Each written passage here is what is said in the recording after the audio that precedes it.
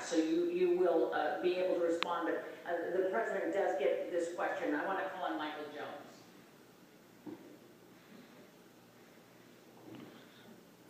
Mr. President, I voted for you in 2008. What have you done or accomplished to earn my vote in 2012? I'm not that optimistic as I was in 2012. Most things I need for everyday living are very expensive. Well, we've gone through a tough 4 years. There's no doubt about it. But 4 years ago, I told the American people, and I told you, I would cut taxes for middle-class families. And I did. I told you I'd cut taxes for small businesses, and I have. I said that I'd end the war in Iraq, and I did. I said we'd refocus attention on those who actually attacked us on 9/11.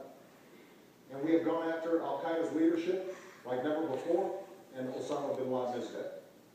I said that we would put in place healthcare reform to make sure that insurance companies can't jerk you around, and if you don't have health insurance, that you have a chance to get affordable insurance.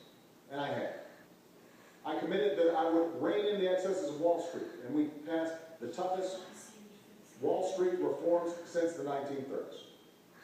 We created 5 million jobs, gone from 800,000 jobs a month being lost, and we are making progress. We saved an auto industry that was on the brink of collapse. Now, does that mean you're not struggling? Absolutely not. A lot of us are. And that's why the plan that I put forward for manufacturing and education and reducing our deficit in a sensible way, using the savings from ending wars to rebuild America and putting people back to work, making sure that we are controlling our own energy, but not just the energy of today, but also the energy of the future. All those things will make a difference. So the point is, the commitments I've made, I've kept. And those that I haven't been able to keep, it's not for lack of trying, and we're going to get it done in a second term. But you should pay attention to this campaign, because Governor Romney's made some commitments as well. And I suspect he'll keep those too.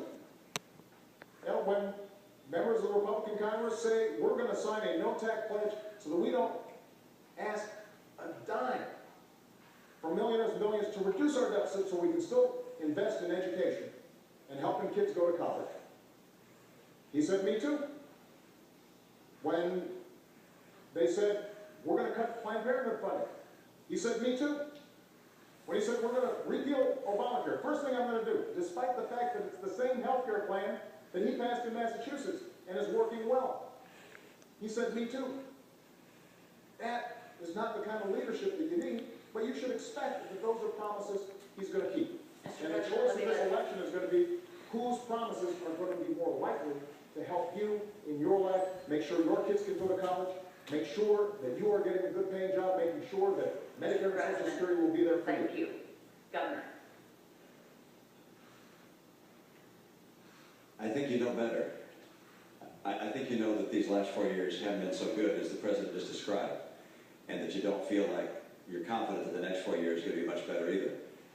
I can tell you that if you were to elect President Obama, you know what you're going to get. You're going to get a repeat of the last 4 years.